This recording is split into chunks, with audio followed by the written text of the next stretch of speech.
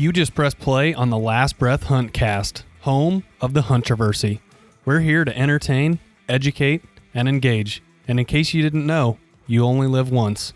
But if you do it right, once is enough. Don't waste it.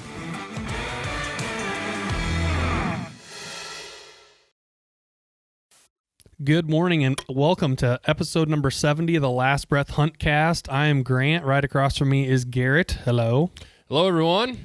And the next three podcasts we're going to lay down are going to be back-to-back-to-backs. We're calling this the Thanksgiving Trio. The reason being is because we've been killing bucks and we need to get the story out to you guys. And Garrett was like, well, we need to just roll out a bunch of them in a week so that we can get back current with you guys. So that is what we're doing. So yesterday you listened to Strong Hand, the story of Allie and Logan killing a buck. Today, which is December 1st, Tuesday, December 1st, we're going to share with you the story of Crunch, the buck Garrett and I killed on November the 11th. Happy Veterans Day. About 20 days later. Tomorrow, Wednesday, December 2nd, we got a really good controversy. Multiple people have requested it, and that is going to be when to shoot does, early, mid, or late. Then Thursday, December 3rd, another buck story, how Matt killed Hanson, a big buck that he killed and bucked out on with his bow. And so, dude, I mean, we've got some slammers. So if you didn't listen to Allie and Logan's, that was just a fun podcast. And those two girls are bubbly and laughy and just balls of fire. So that podcast was a ton of fun.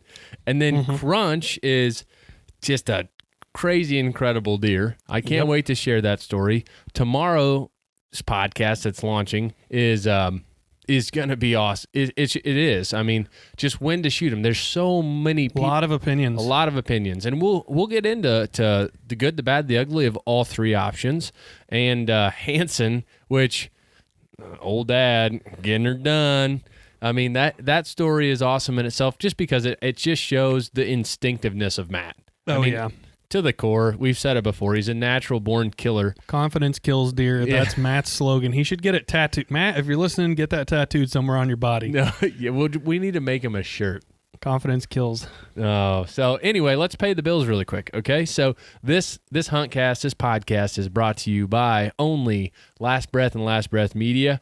We are super proud of what we do, and that doesn't mean that we're bigoted or that we're arrogant. We're just we work hard. Grant spends a ton of time behind the computer to make sure that we put out content that is the best that we possibly can. And we really would love for you to see it and just kind of see what we put our heart and soul into. That is on our YouTube. Yep. We are focusing all of our assets there. And you're going to see a transition away from some of the other places that we have been putting our content. So YouTube is going to be the holy grail. There's a couple other things that are maybe in the works for the future. Amazon Prime. We got approved for Amazon Prime, so we'll be up there soon. And, this Huntcast, obviously, if you're listening to this, we appreciate your support. Lastly, it's the social aspect. Our Instagram, the best way to explain it is kind of our portfolio of photography. It's really pretty polished. We're putting out images that we capture and generate in the field and after a kill. Facebook, the page, that's where you're going to see major updates. And then most importantly with Facebook is that inner circle. Man, we had a really cool post on there the other day, and it just kind of struck me. And there's a gentleman from Michigan, and he posted, and he's like, I just want to shout out this group and say that the guys and gals in here are top notch. He's like, I've posted a picture of my kill and talked about my season and other ones, and he's like, you wouldn't believe just the guff and the crap that I'm catching for shooting, what other people consider subpar deer or for shooting too many deer. And he's like, this has just only been positive, and I appreciate that. And man, that is so cool because we've said it before, the inner circle is the back door. There's a lot of stuff that we post and put in there about each other that we wouldn't really share on our polished front door social media, if you will. But more importantly, it's just a group of like-minded outdoorsmen. And so we'd love you to be a part of it. So in closing, we're happy to bring this podcast to you, and we're going to get into it. This is going to be a fantastic podcast, and I cannot wait. So, yeah, buddy, let's get it started. Okay, so our topic for episode number 70, like we've alluded to a little bit, killing Crunch with a decoy. I don't know how we got so lucky yet again, but man, the deer that decoy is on freaking fire. And come to think of it, this is our fourth deer we've killed with a decoy in 3 years during the rut. And our first deer we killed a decoy with, a buck by the name of Lucky that we killed 2 years ago. We shot it with our old buck decoy we named Bucky. Right. Well, since then, our buddy Todd Carnes, shout out to him, big shout out to him at Easy Living.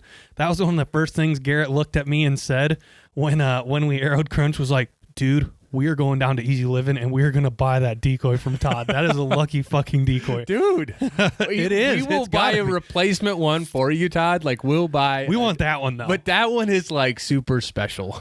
Yeah, it is. That deer has killed some inches of bone now, man. God. In the last 2 years alone. So, there's something about it, and we're going to cover what the decoy is. We've kind of already told you a similar story when we killed K2. This podcast is going to seem a little similar, but a little different in some regards. So I got some questions for you here, and I'm just going to roll them down as I wrote them down for you. And the first question is the date.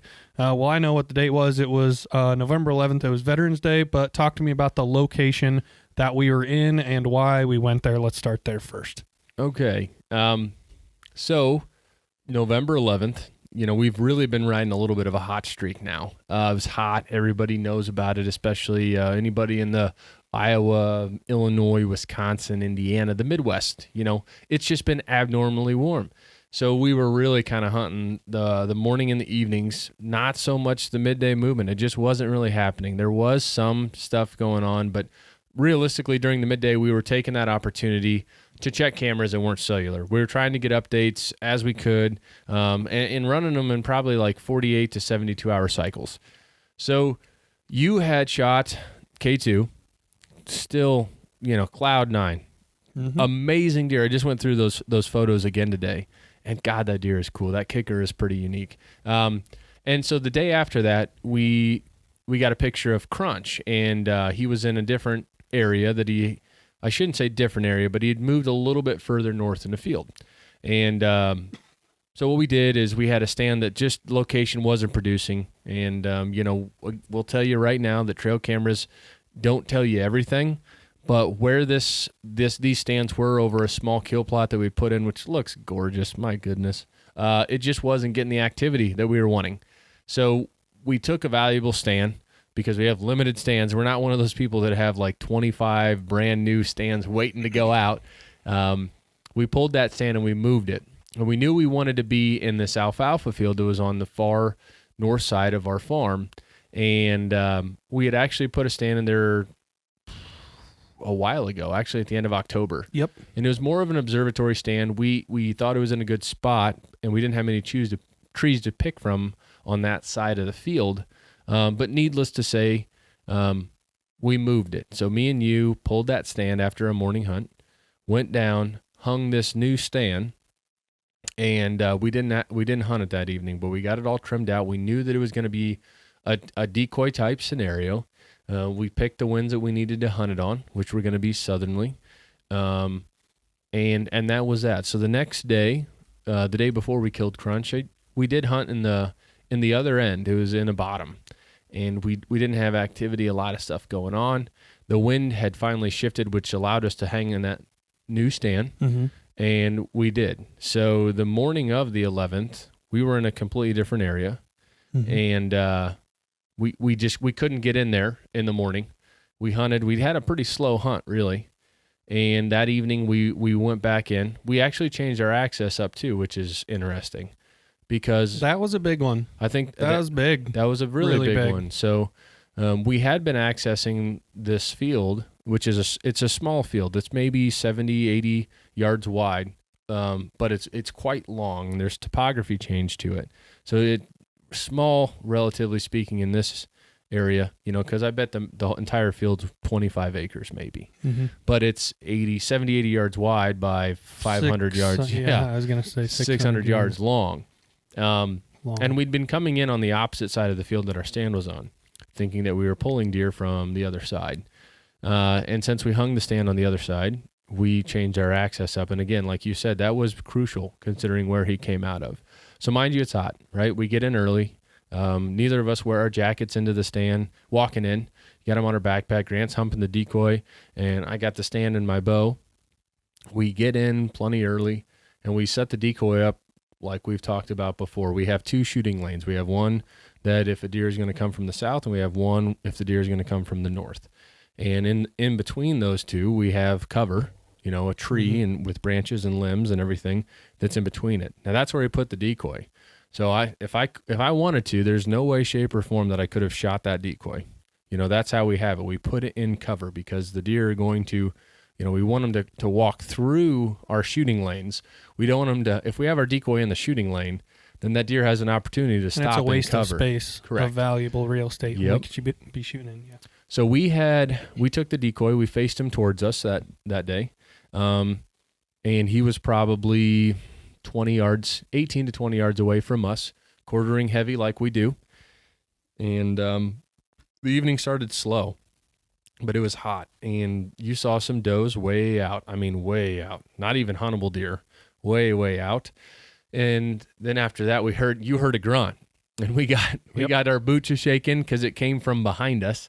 And lo and behold, it was a fawn and a spike buck. That spike buck was tending that fawn like she was his sweet lady. They came right behind us, and for a good 10 minutes, he was grunting, and she was just taking her sweet time. And, I mean, literally 10, 12 yards behind us. Yep. And so, mind you, that they're in the timber, and so we're silhouetted, from the timber view out into the field because we don't have the cover. Now, from the field edge, we've got plenty of backdrop. Yep. So me and you don't move for 10 minutes. Long time. And it's getting down to like the good time. I was going to actually tickle him a little bit right there at the last 25, 30 minutes, but since I had these deer behind me, we couldn't. They finally work off. That doe fawn comes into the field and actually goes right up to the decoy. And we still kind of have a standing rule that if a doe blows or stomps, she goes. She blows, she goes. And so I told Grant that I picked my bow up. And I'm like, if I'm already mad because I didn't get a chance to rattle. We hadn't seen crap, and I'm like, if this doe makes a ruckus, she is gonna have a bad night, And she came up to the decoy, walked around it twice. That little buck didn't want anything to do with the decoy. He stayed in the timber. Yes, he did. Tail tucked, and she finally worked down the field. That spike buck followed her, and it was gone. So it's now. I mean, we're getting down to the last 10 minutes of legal shooting time.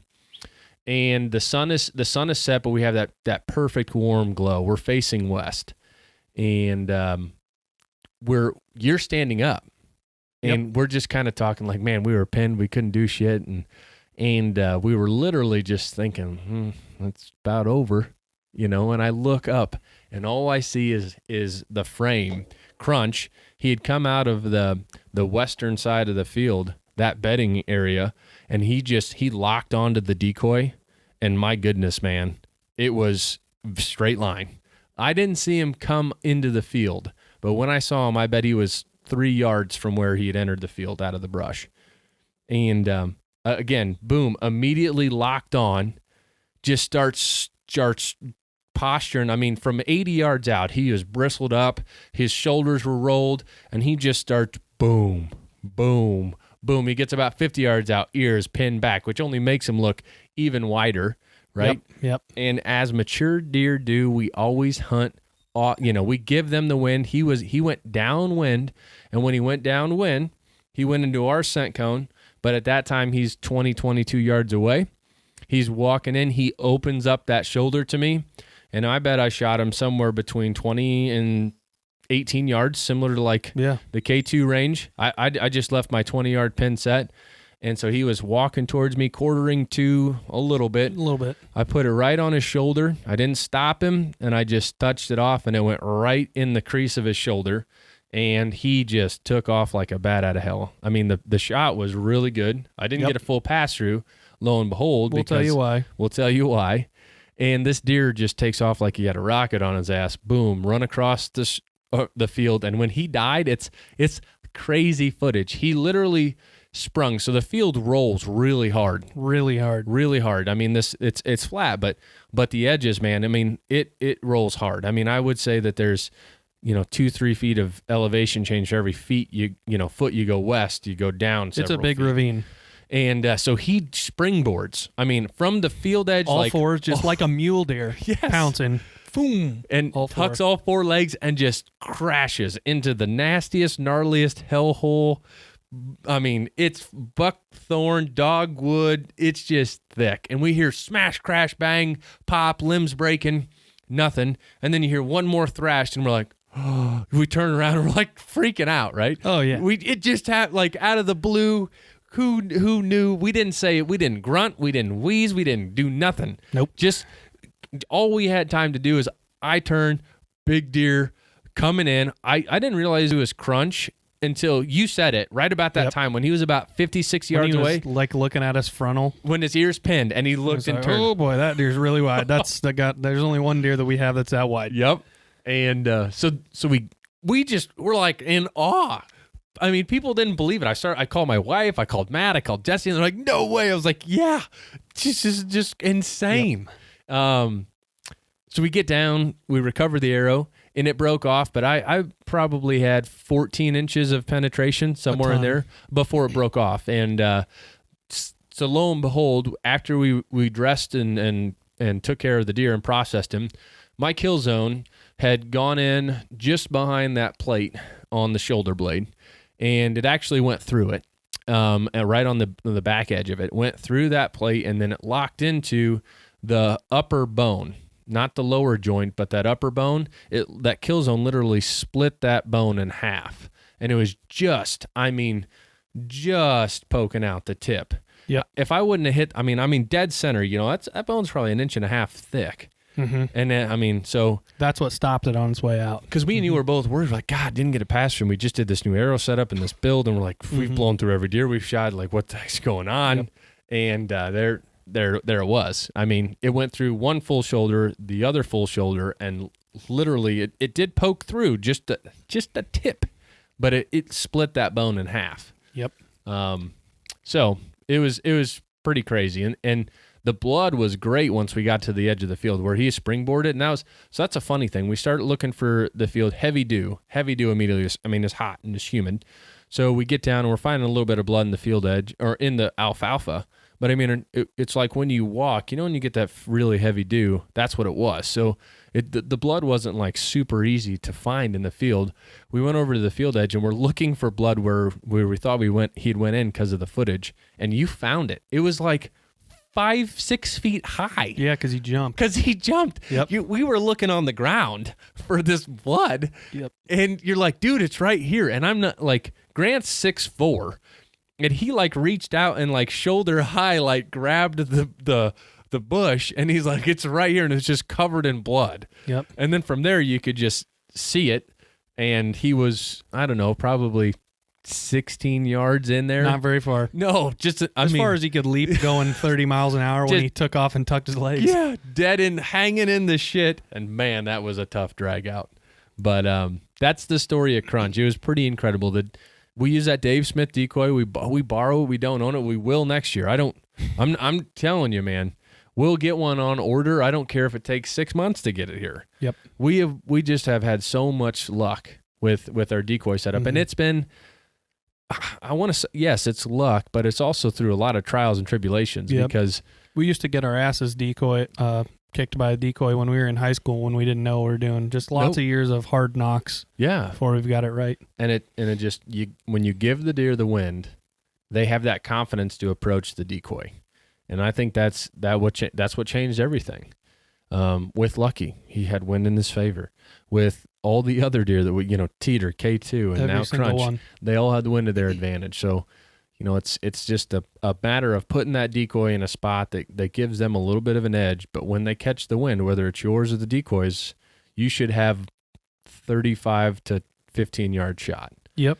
I mean, it may not work every time. I'm not telling you this is a foolproof method, but it is skyrocket our opportunity rate with mature deer and a decoy. Yep. And it's a matter of you just give it to them. It's ass backwards. You always think you want the wind in your face, man.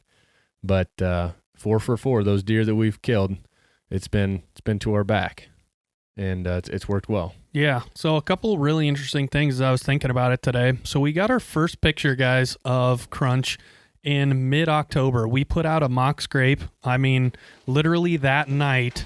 We actually posted pictures of this in the Inner Circle, our Facebook group that Garrett was talking about there. We posted a video of us putting out a mock scrape because we put all of our cameras on video mode starting about mid-October. Try to pick them up, working a scrape.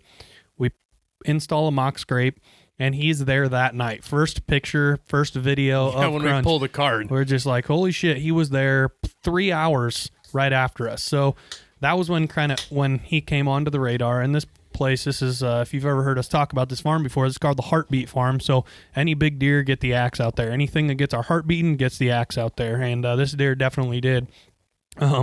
It's Garrett and I also like to talk about like things like, will this be the blah buck that we kill? Will this be the blah buck that we kill? Well, my question on the way to the taxidermist the other day to Garrett was, will this be the widest deer we ever kill?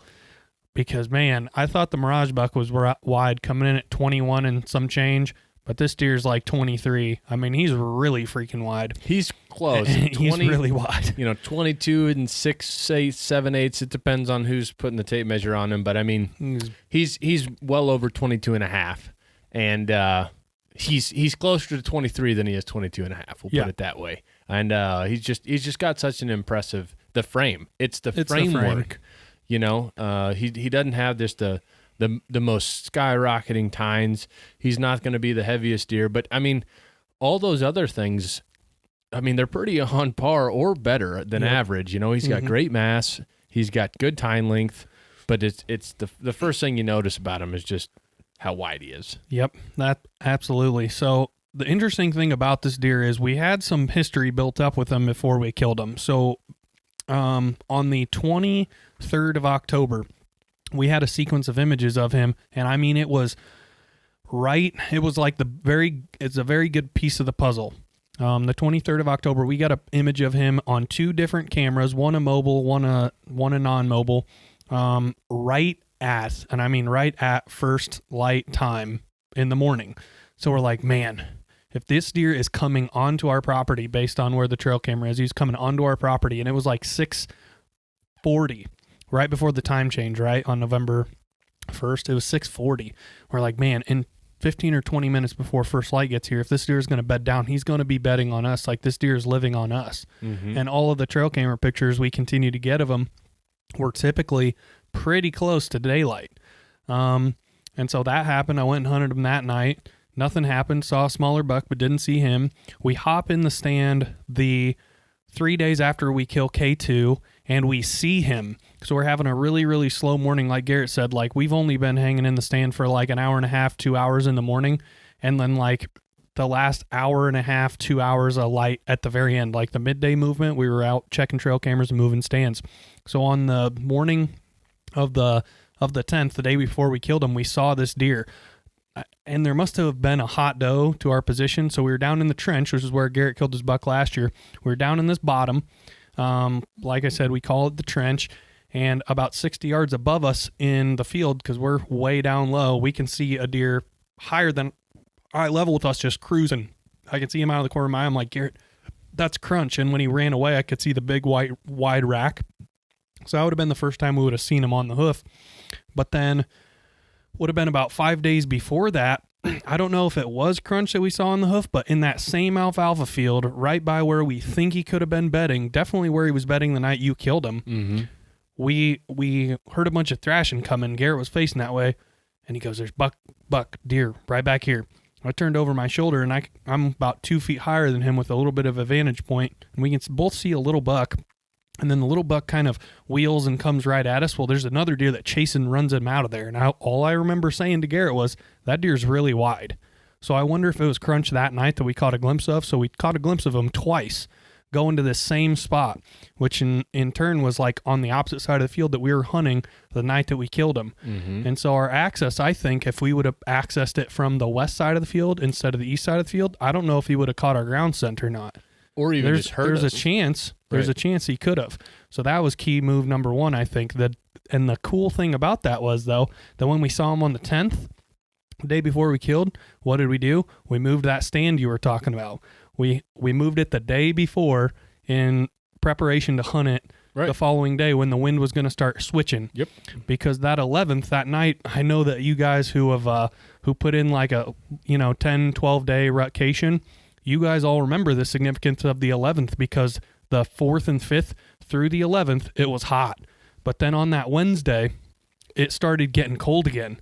That night was the tip of the cold. So that day, it went from like 73 degrees in the middle of the day to like, it was about 42, 43 when we left that night. That was when the cold front started swinging back. So I wonder if that could have helped us push him on his feet just a little bit quicker. Because like I said, in the middle of the day, really hot still.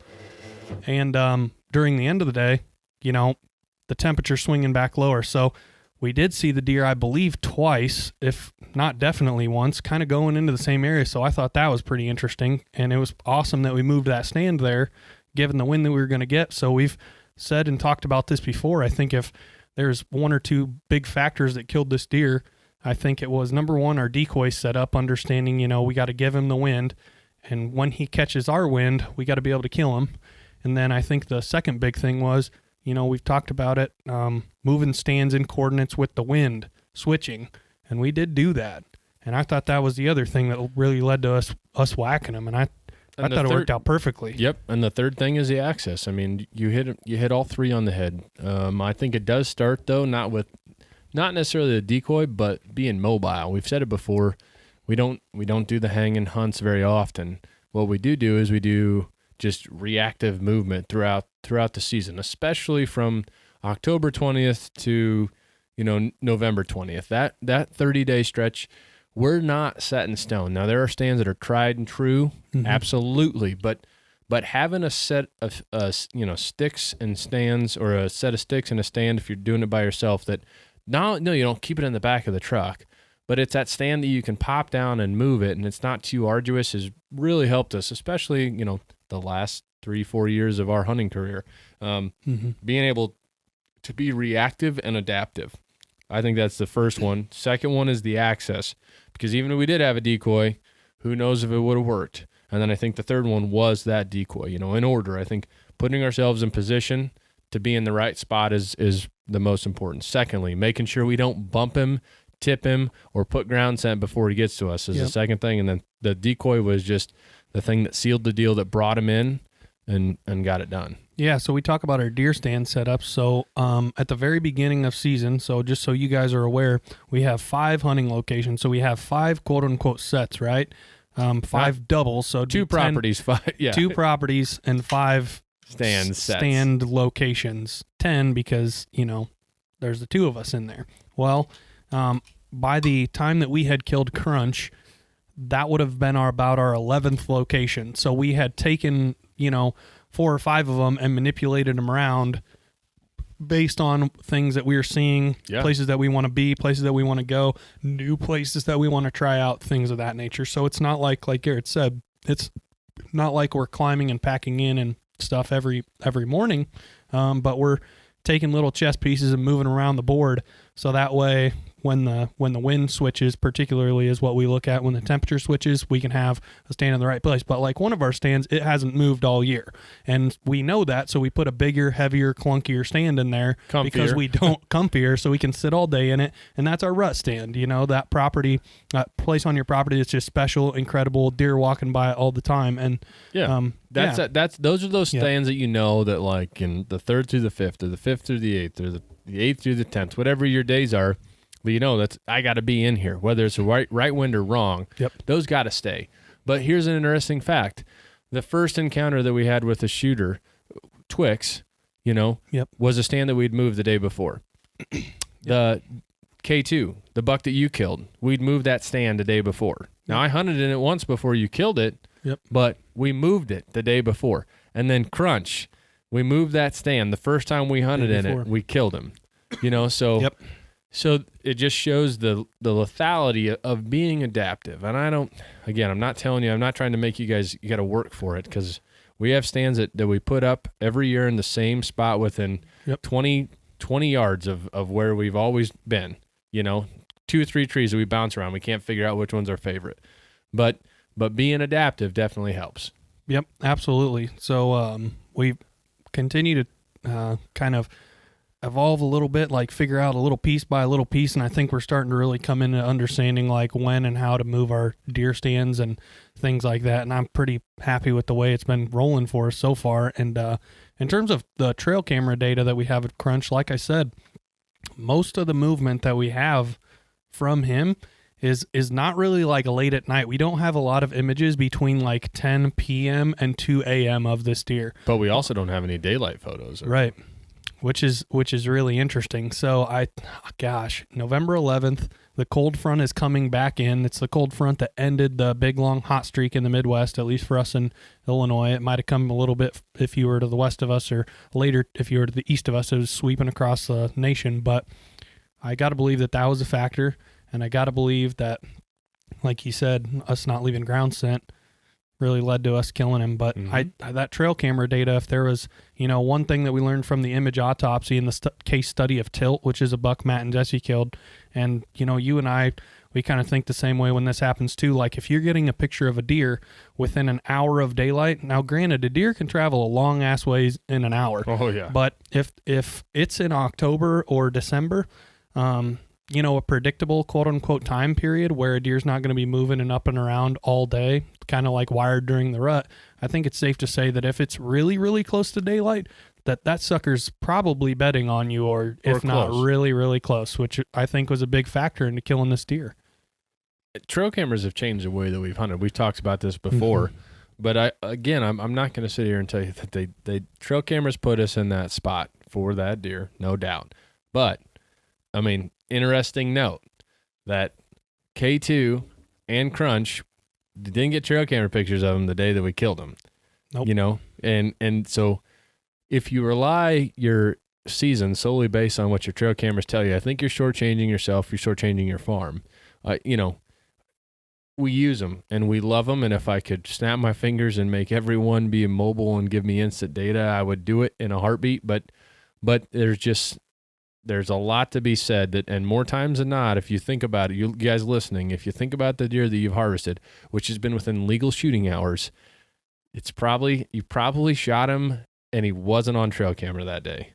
The trail cameras let you know that deer is frequenting the area, or that he prefers a spot or side or area of the farm. But it's not like, man. It's not the end all be all. It is not. And you got to just be able to process that and understand that. And it's hard. It is hard. It's demoralizing. I mean, I'll tell you this. Today at 5 o'clock in the morning, we got a picture of my favorite deer to hunt this year. He's not the biggest one we got. I just don't know why. I just like him. And I was like on cloud nine. He wasn't on daylight. I know why you like him. Well, why? Because he got 10-inch long brow tines. Yeah, but I mean, Robert's got huge. I mean, but it's just, yeah. I hope we can kill him. Dude, it'd be sweet. Holy shit. Anyway, but it's like, that sense of trail cameras is amazing, because it's like he made it through first gun. We haven't seen this deer in 18 days. But all you got to do is walk past a different tree, Yep. So anyway, that's my little spiel on cameras. I love them, dude. I'm telling you, if I could have 100 of them and everyone be mobile, you bet your sweet ass I would. But don't let them control your entire season. Yep, that's well said. Breaking down kind of the directions we were facing and giving the people a really, really technical dive into our setup that night. Yep. I want to do that just because I feel like when I was listening to K2 the other day, and when I've listened to all the ones where we kill with a decoy, I was thinking, I wish maybe that they dove in a little bit deeper. So here's the deep dive. So we access this field. This is a long, very skinny field, like Garrett said, 70 yards wide, running from north to south, 70 yards wide, 600 yards long. About halfway up it, on the east side of the field, we accessed it with the side-by-side. We had about a 400-yard, 500-yard walk in through the majority of a very small fence row, brushy fresh row. Yeah, I mean, hedge trees, mulberry trees. The edge of the property line. Mm-hmm. So we walk up there, we set our decoy out, and where we're facing, Garrett and I are both facing almost directly west. He is facing west-northwest. I'm facing west-southwest, just a little off kilter from one another. And the decoy that we're hanging up, in this tree, it's a split tree. So it's a split trunker. Yeah. So we're not hanging on the quote unquote same log, but it's a cherry tree that splits about, 12 feet up. It makes it split. Mm-hmm. And you and I are sitting at about 15, 16 feet. Mm-hmm. You're sitting, and our decoy is kind of in between our lines of sight. So you're facing more towards the north, so you have a better view of the decoy than I do. But the decoy in the field is about, what I would say, 20 yards off the field edge and about 5 yards, 6 yards north of that location. If you're forming perpendicular lines here with the field edge, I think he's about 20 yards into the field and more towards you, more in your shooting lane. So that night, guys, we had a south shifting to southeast wind. It was going to be east, and slowly the wind was going to rotate back to the east and the northeast throughout the night. And during the time we killed Crunch, we were having a strong, pretty steady southeast wind, about 5 to 7 miles an hour. And that southeast wind was blowing Garrett and I's scent basically the way that Garrett kind of was facing, towards the northwest. Right. And so that decoy was just off the edge of where you were facing and where our scent was blowing, to the west side of our scent cone. So that way, when the deer came and he circled around the decoy, when Crunch came and circled around the decoy to get downwind, that's when you made your shot. Exactly. And I think the biggest factor there is, like, we put the decoy out where we left the cover. So when we trimmed our lanes, like we said earlier in the podcast, right? Grant and I are in different trunks. We're about, 2.5 feet away, which we even said that sucked because we couldn't talk to each other, but it just it worked out really well to hunt. And we had another cherry tree and a mulberry tree in front of us. So small brushy mulberry tree low, and then we had a trunk of a cherry tree up high. And we just, you're not killing your decoy, so you want to put them in the brush, And I think, again, similar to the K2 spot, we had 8 to 10 yard windows, around 30 feet on each side of the decoy to kill. Yep. And that's the big factor. Just like you said, we walked in. One of the things that we also do is when we do these kind of hang and hunt setups, or even the stands that we hang and we leave all year, we never blaze a trail to our stands. We never, ever do. Yeah, we'll take our hand pruners and we'll nip any small branches or Make buds. it so when we're walking in the morning, we don't get stabbed in the eye. Yeah, but we are not making a heavy trail. We're not raking the leaves. I don't want it to be telegraphed to deer, and I sure as hell don't want them to walk up it. So especially on the field edge, we're like, I know that spot. There's a small dogwood tree that grows in that fence row that we have to pull to the side to walk in before we kind of started trimming, if you will, to get to it. Because we're probably 6 yards into the timber, I would say, to that stand. Mm-hmm. And I think that's important because you do want to have ease of access into your stand. And that's why, like you said, we nip some stuff, with hand pruners, just so we don't poke ourselves in the face or the eyes or to get caught on the bow or your bags or something. But we don't go in there and just, like I said, carve out a path right to our deer stand. So and that's helped, I think. I think it has. Because if a deer's walking down that field edge, maybe after we've hunted there, maybe they'll smell the dogwood where we put our hand there. But they're not going to then take a hard turn and go right down it and then sniff our stand and sniff the ladder and the base of the tree. You know what I mean? They might smell and then work on. Yeah, I think it's being in a deer's peripheral vision versus the direct line of sight vision. Yeah. There's lots of people that we know that have heavy equipment, have tractors, and they have trails throughout their, timbers that they own. And they've got big brush hogs that are about, 5-6 feet wide, and they make their trails and stuff like that. And their tree that they're hanging in is right on the trail. it is tree, then trail. They're right on it. And I think it makes it easier a little bit more for a deer to pick you when you're telegraphing especially a straight line trail with you hanging right on the edge of that tree or something like that. So I feel like that's something we've learned. Lesson of hard knocks. Yep. And, because we used to do that all the time, putting it on a really pronounced 4-wheeler path or something like that. And I think this has really helped kind of being more discreet and So that way when a deer is traveling by you, can they see you if you moved big time? Yeah, absolutely. Deer can pick us off if we're jacking around or something like that, or we don't see them coming or have the drop on them. But most of the time we're on the deer's peripheral vision. For example, the trench that you killed your buck out of last year, it's a highway trail. And we know we've got a shooting lane at about 32, 26, and 24. And you drilled him, and he was kind of facing one way, and we were just out of the corner of his eye. And I think it worked perfectly. Yep. Seems to work well. So that's pretty much it for the story of Crunch. I have some good would you rathers for you, though. You ready? Yes, sir. Okay. So late season's coming up. Would you rather have 2 acres of corn or 1 of beans? No, the beans aren't double planted. The answer to that question would be very indicative of the farm, because I do think that beans have higher potential to yield more deer late season, but just in sheer mass, corn, as a rule of thumb, typically if it's fertilized and planted correctly, will have a 200 bushel per acre yield. Mm-hmm. Beans, if you do a very good job and you plant it right and the soil conditions are correct, you'll have 65, 70, that's phenomenal, bushels per acre.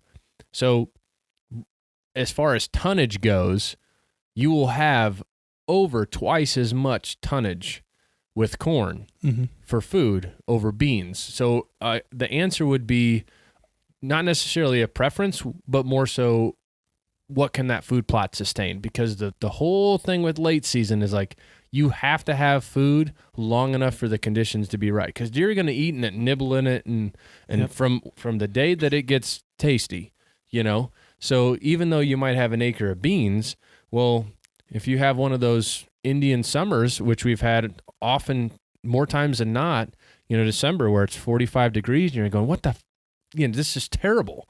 The deer are still moving, but yeah, it's after dark. Mm-hmm. I think it's going to be hard because they're just going to keep chipping away at that. Yep. So my answer to that, and I'm not copping out on the question, I really don't have a preference. It just depends on the browse. I shouldn't say that. I have a preference. If I could choose, it would be beans. If the herd was, if you're talking like 15 deer a night are going in there, then I would probably choose beans. And an acre of beans might not even be enough to sustain that food source long enough. Yeah, they say that a mature deer can 5 eat between pounds. 3 and 7. Yeah, average of 5 pounds a night. 5 pounds a day. That's a lot. And it's not going to be 5 pounds of beans. No, we're not saying that. But I mean, shoot, dude. Majority could be though. Even if they eat, it's easy math. Even if they eat 2 pounds, let's say that 2 pounds, so 20% of their forage is going to be your soybeans. You got 10 deer in there for simplicity of math, eating 2 pounds of beans a day. That's 20 pounds a day, and there's, per bushel, there's 55 pounds. It's not going to last long, dude. Yeah. Especially when you got rabbits and turkeys and mice and everything else eating on it, too. So, anyway, that's a long-winded answer to your question. But it's... Pick one! If I had to pick, it'd be corn. Okay. Number 2. Would you rather this is a good one. This is my favorite one on the set. Would you rather your first kid shoot a monster buck or a small basket rack? By the way, you are tagged out. Both of your tags are filled. Nobody else can kill the deer. Let's say that it is like a Geronimo caliber deer, like a huge deer. Mm-hmm. Would you rather your kid kill that deer or a basket rack deer as their first year? Go ahead. Basket rack. That's a quick answer that is probably shocking to some people, but I just I don't want to take that opportunity away from my kid. If it happens, yeah. Like if there's 2 deer in the field at the same yardage, it's the same shot, I'm not going to make him shoot. I'm going to have him shoot the monster. But if I had a choice, I wouldn't want him to have that situation, because at that moment, at that time, that opportunity is probably bigger than he is as an outdoorsman. You're talking his first deer. There's a lot of opportunity for error there, and it would sting way worse for him and for me if there was an error on a monster. But also on the other side of that, I never want to take away kind of that bloodlust stage to a kid. Yep. that we both went through, like that time in life where if it's brown, it's down, and then when you get past that, you're hunting for antlers, and you don't care if it's this or that. You know, and I do think that might get jaded a little bit if the first deer, let alone the first buck that they kill, is like a mega. Yep. You know, I would hate for him to all of a sudden at 10, 12, 14 years old, whatever, just go like, man, Dad, that's all I'm going to shoot from now on. It's just, well, it's got have fun killing a buck every 5, 6, 7 years, then, man. You know, and that's it. And like I said, I wouldn't want that opportunity not to be available for him. But if I had a choice, let's earn your stripes. Let's get some of the kinks out of the way on some deer that kind of thing. You're not going to think about for the rest of your life that you regret. Right. You know, so that's my answer. Okay, festive question: turkey or ham? Ham. Ugh, gross. I love ground turkey, and I like turkey. Don't get me wrong, but I just, man, ham is always better for leftovers. Like turkey. You think so? Oh, hell yeah. Oh, turkey with gravy on it. The gravy. The next day, Yeah, chuck it in the microwave and lather that some bitch with gravy. Like refrigerated gravy looks like gelatin. Nasty Jello. I don't care. Oh, Heat it up. No way. It'll liquefy itself. No way. Ham is way better left over. I like turkey. Don't get me wrong. But all the birds that we kill, we'll do a couple things on the grill, but we grind most of our turkeys that we kill, man. And I mean, other than Thanksgiving, I don't go out and like order a turkey dinner. That's fair. I like pork. Yeah. Pork, venison, elk, beef, elk, mule deer, antelope, anything. Calling coyotes or turkeys, which would you rather do? Turkeys. Turkeys yields way more of an opportunity for an interaction. And I will say this, we howl a ton. It's our go-to. When we have when we have a coyote answer us, it's a ton of fun. Mm-hmm. It's loud, it's aggressive, it's in your face. But with turkeys, I can almost, if there's a gobbler on the farm, whether you can kill him or not, usually we can prompt a response out of him. That's fair. I would say 7 out of 10 turkeys we can get to play ball. Gobble at least once. Gobble at least a time. I don't care if we got to hit him with the air horn. We'll know he's there. But I bet about 1 out of every 20 coyote setups we do. Yeah, we'll get an answer. Rip and we'll be, get a hell back. Yeah, playing with him. But that's pretty much the end of this podcast, everybody. So if you want one of our discount codes for Badlands gear, anything like that, those are in the Last Breath inner circle. We got a good one for Badlands, 25 off. Outdoor Edge, 35 off. Public Land series, we got a badass series on there on our YouTube channel now with our boys from the Whitetail Legacy podcast. So if you're interested in public land hunting in Illinois, check out our YouTube channel. We have an entire series, 5 episodes devoted to that with those guys every Thursday in 2020, rolling out a Throwback Thursday episode. And that is more for, I was having a conversation with Pete the other day about this. That's more for people that are just now finding us to kind of recycle and kind of see our episodes that haven't ever seen it before. And lots of people are really enjoying that. So sorry for those of you guys that have been with us from the beginning. You don't need to tune in on Thursday, but that's the reason why we're doing it. Our Wednesday Last Breath Lives, those are going to stay on schedule, and those are going to maintain and continue to be put out on Wednesday. So the polished version of all those hunts and the good stuff, that'll be at the launch party in July. So we are looking forward to seeing you guys there. So thank you again for listening to the Last Breath Huntcast. Anything to tell them before we talk to them again tomorrow? Nope. Then tomorrow's going to be a good one. You won't want to miss it. Yep. Huntroversy coming tomorrow. So we'll see you guys then. Till then, don't waste it.